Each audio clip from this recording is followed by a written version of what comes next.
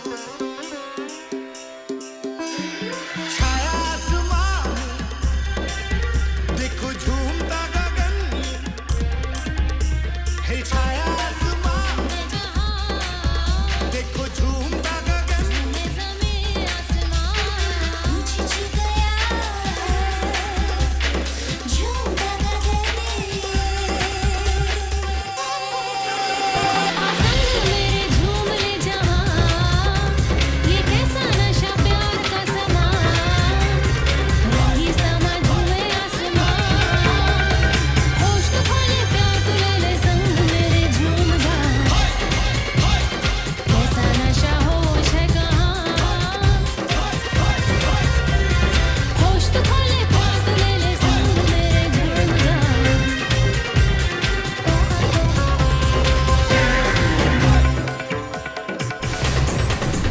Hello, everybody, and welcome to This Week Tonight for tonight, May 10th, 2020. Mr. Minhas coming to you live here from the Minhas Isolation Bunker to bring you the news you need to know about on what is still the #1 weekly isolation teacher news show in the greater Western Edmonton area. We have a great show for you this week, but before we get to any of that, yes, thank you for noticing I did get a haircut, and here is a short clip of that haircut. My hair tour, and she's 9 years old with a top 10 single, and before that, only Michael Jackson and Stevie Wonder had done it at that age. She's in Dublin. Thanks again, LeBron, for inviting me onto the barbershop, and yes, you can stop asking. I will do your show anytime you would like. And thank you to all of you for tuning in this Sunday night to watch this week's episode. And as always, thank you to those who are tuning in live from around the world into This Week Tonight.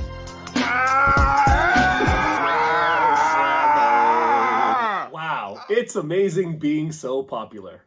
We have a wonderful show for you this evening with yet another brand new segment by a close personal friend of mine. However, before we get to any of that, we'll start the way we always start, and that is with some great news.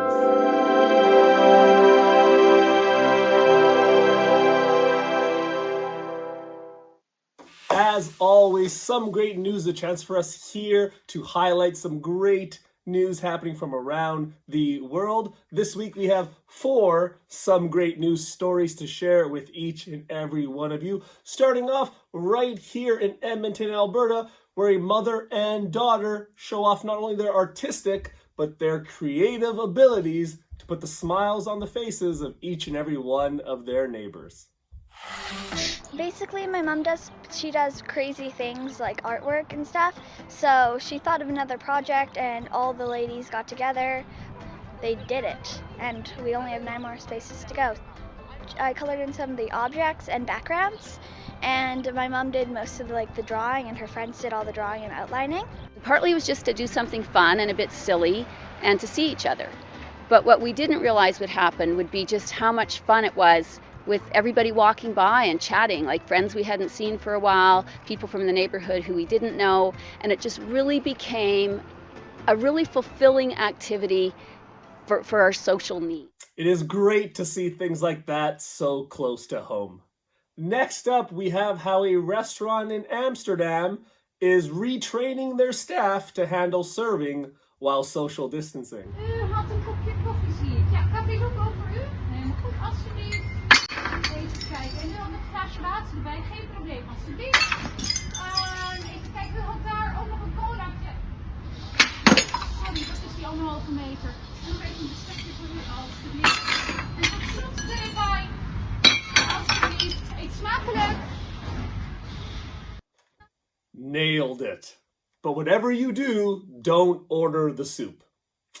Next up, we have a good old-fashioned trick shot video, because if there's anything we've learned through these last 7 episodes, it's that we all have way too much time on our hands.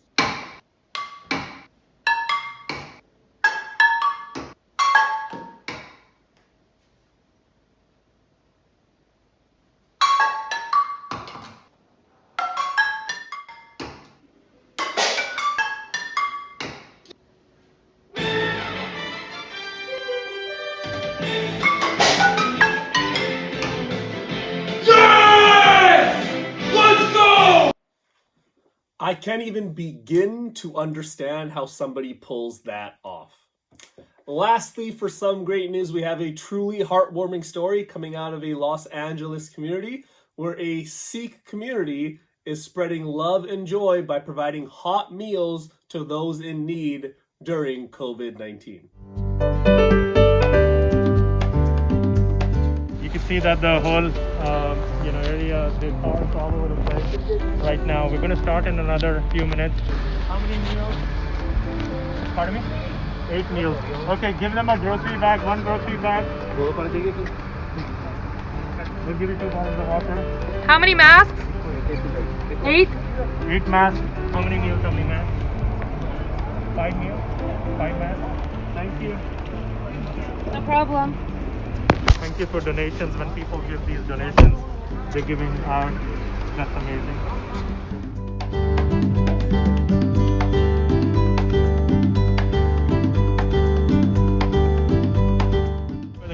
Yet again, no matter what is thrown at us, people, time and time again, find a way to come together. That's it for some great news.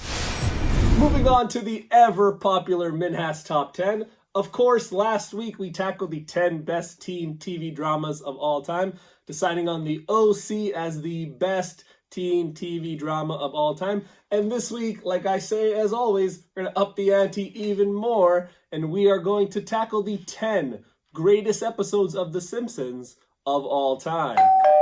Hello, I'm up. No, you are not allowed to be here. You are no longer culturally appropriate. You need to go. Thank you, I won't come again. I don't know how these people keep getting in here. Yes, of course, this is the Minhas Top 10, but we are going to give one honorable mention to the episode Cape Fear, which is the quintessential Sideshow Bob episode. It is the best episode that has that character, with the funniest gag in the entire show, and that, of course, is Sideshow Bob stepping on rakes over and over and over again. Truly incredible. Now on to the top 10, and number 10 on the list is Lemon of Troy. So Lemon of Troy is an absurd episode where Shelbyville steals the lemon tree, and Springfield needs to try to get what is their identity back. For whatever reason, their identity is based around this lemon tree, and they create an entire rescue plan to try to get their lemon tree back. Lemon of Troy, number 10 on the list. Moving on to number 9 on the list. Number 9 is Who Shot Mr. Burns? Part 1. Of course, Mr. Burns being one of the greatest evil characters in the history of television. And he goes on this spree, steals the oil reserve, all this kind of stuff, and eventually leads to him being shot, but nobody knows who shot him. It's incredibly difficult to pull off cliffhanger episodes. This was the last episode of the season, and then wait all the way to the next season to find out who shot Mr. Burns. I won't spoil that for you in case you've never seen this 30-year-old show, but they pulled it off incredibly, and the best part is they had multiple characters have motives for shooting Mr. Burns, which made it that much more exciting. Who Shot Mr. Burns? Number 9 on the list. Moving on to number 8 on the list. And number 8 is Homer the Great. This is the Stone Cutters episode. You have Patrick Stewart in this episode. Absolutely fantastic. The episode is made, of course, with the Stone Cutter song, which you'll be hearing right now. Absolutely incredible. The secret society that is deciding all these things around the world. And Homer potentially getting kicked out of the society and then becoming the chosen one in the society and kind of breaking the society down, with also a fantastic gag, the No Homers Club, which is hilarious. That is why Homer the Great is number 8 on the list. What a sick rhyme that was. Moving on to number 7, and number 7 is Homer's Enemy, where you get the introduction and the demise of Frank Grimy Grimes himself. Frank Grimes is kind of the viewer, and he's looking at Homer from the outside in and going like, how are you so successful considering how incredibly dumb the decisions you make are? How did you go to space? How do you have this amazing house? How do you have this wife and kids? How did you win a Grammy? Or like all these insane things. And it's this character on the outside that's looking in and going, like looking at that family and looking at that lifestyle and being so confused by it. That's why Homer's enemy, Frank Grimy Grimes himself, is number 7 on the list. Flipping the page to number 6 on the list. And number 6 on the list is You Only Move Twice, the brief introduction of Hank Scorpio. This is the best single character episode on any of the Simpsons episodes. Hank Scorpio is the best. He is a fantastic evil Bond villain that is full of charisma that you kind of want to root for. As you see in the corner, does the most absurd things, but is absolutely incredible. And that's why this episode is number 6 on the list. Moving on to number 5 on the list. Number 5 is Bart Sells His Soul. This is early on in the show, and it kind of cuts a more of a deeper tone, which is, as you see, kind of moving forward, some of the episodes have a bit more of a deeper tone. This is where Bart sells his soul for $5 to Milhouse, and it leads to him having nightmares and not being able to enjoy himself anymore and being worried that he's going to, eventually when he passes on, he won't have a soul to be around to be with. And then, as always, leads to Lisa Simpson being the absolute best little sister imaginable and buying back Bart's soul at the end, which makes everything happy and amazing. But it's one of those examples of The Simpsons being more than just a regular cartoon. That's why Bart Sells His Soul, number 5 on the list. Moving on to number 4 on the list. And number 4 on the list is Homer at the Bat. This is the baseball episode where Mr. Burns puts together a baseball team full of actual baseball players. The best part about this episode is each one of those players has their own random side gag happening in Springfield, and they absolutely nail it. Wade Boggs has his own thing. Ken Griffey Jr. has his own absurd thing. Daryl Strawberry, the whole thing, them just chanting Daryl and him crying in the outfield. Fantastic. And it ends, of course, with Homer Simpson being pinch hit for Dale Strawberry, coming in and getting hit in the head with a baseball, winning the game. Absolutely amazing. Homer at the Bat, number 4 on the list. And now that brings us to our top 3. Number 3 on the list with a song that is still catchy today, and that is Mr. Plow. The premise, of course, of Mr. Plow, incredibly simple. Homer and Barney start completing snow removal businesses, but it goes much deeper than that. You get a chance to see that there's actually Homer who ended up giving Barney his first drink, which led to Barney becoming the alcoholic that he is. That leads to Barney's jealousy of Homer, them competing against each other. It's about man's natural feel of jealousy, which again, like I said, Simpsons tackled a lot of really important and serious topics. But of course, can't talk about this episode without talking about that song called Mr. Plow, one of the greatest Simpsons songs of all time. Some would say it's the 3rd greatest because the other 2 on this list are also fantastic songs. Mr. Plow, number 3 on this list. Moving on to number 2 on this list. And number 2 is Radio Bart, with again, the 2nd best Simpsons song of all time, Sending Our Love Down the Well. Of course, this episode, Bart fakes a prank that there's a kid in the well. All these celebrities come to its aid, put together this terrible celebrity song. But eventually, Bart freaks out and then falls down the well himself. They all stop caring about him because he lied about the initial kid that was in the well. And then it's about a family's perseverance because the Simpson family come together and find a way to get Bart outside of the well. Radio Bart, number 2 on the list, which brings us to the greatest Simpsons episode of all time. And that episode is Marge versus the Monorail, with, like I said, the best song in any cartoon of all time, which we'll be playing here in the corner. This is absolutely an incredible episode written by Conan O'Brien himself, and it is about how a city can be conned by a cocky salesman. And again, like I said, it's a surreal thing. They build a monorail that is destined to fail in the city, but the idea behind that a group of people can be conned by somebody who comes in who's really flashy, who's really cocky, who's really arrogant, really confident, is something that happens all the time, all over the world.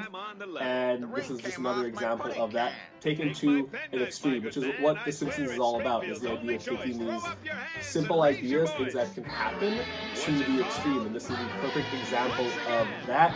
Leonard Nimoy makes an appearance in this episode as well.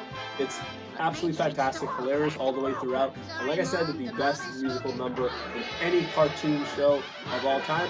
And that's why Marge versus the Monorail is officially the greatest episode of The Simpsons of all time. And that, ladies and gentlemen, is the definitive list of the 10 best Simpsons episodes of all time.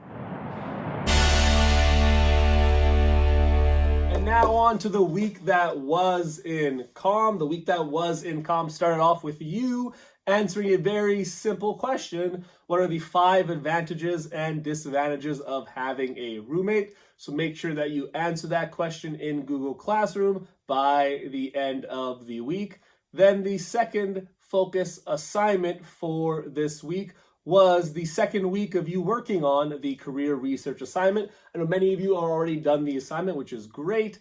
If not, reminder, block 1's your assignment is due Monday, block 4's due Thursday, and block 0's due Friday. So that was the week that was in COM. And before we get to the week that will be, we have a very special segment for you here tonight. And that is a segment from my good friend, Neil Carby. And I know many of you are probably missing out on what is heaven on earth, and that is a Swiss donair. And you're wondering, how can I possibly make a donair here at home? Well, look no further than my friend Neil's brand new YouTube channel, Cooking with Carby, to find out exactly how you can cook the perfect donair at home.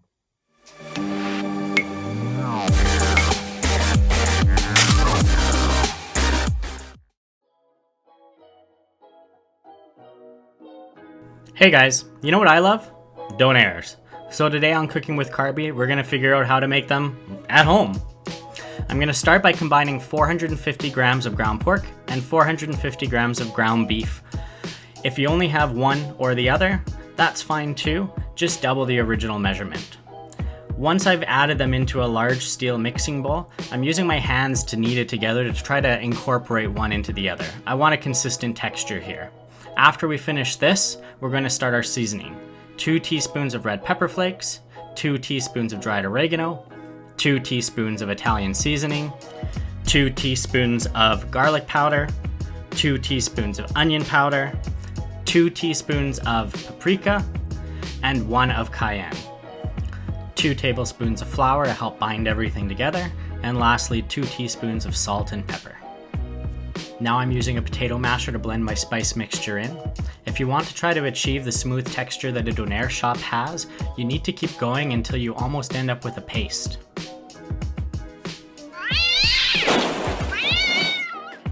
Now I am going to press the meat into the bottom of a loaf pan or a broiler pan. I'm trying to make sure that I can get it to all 4 corners and remove any air pockets that might be in there. And then I'm going to sprinkle the top with some Montreal steak spice just for a little extra flavor. Now into an oven preheated to 300 degrees Fahrenheit for 2 hours, and we can get started on the sauce. It starts with sweetened condensed milk, 1 full can. If you don't have sweetened condensed milk, you can just use regular and add a little bit of sugar. Then 2 teaspoons each of garlic, salt, and onion powder, followed by a little bit of white vinegar. I have half of a cup, but I'm going to add it incrementally and then slowly whisk it together and continue to add more vinegar as necessary to get the desired thickness that I want, and then transferring it to a squeeze bottle for ease of use afterwards. Out of the oven, you can see that it's darkened in color and developed a little bit of a crust on top. I'm going to let it cool, wrap it in tin foil, and store it in the refrigerator overnight. Now that our meat has had a good night's sleep, we can move on to the veggies, starting with some iceberg lettuce. First, I'm slicing it in half so that it will sit flat on my cutting board, and then I start to shred it with vertical strokes. This is a really annoying, time-consuming process, so sometimes it's just much quicker to karate chop it. Wha-bam! Much easier. Now onto a red onion, again sliced in half first, and then the tops cut off, 1 horizontal cut, almost all the way to the root, followed by several vertical cuts. Again, not quite to the root. This makes it so that if I turn the onion and start slicing perpendicular to these cuts, I end up with nice, even diced onions. Tomatoes are much more delicate, so you either want to make sure that your knife is very sharp or use a serrated knife.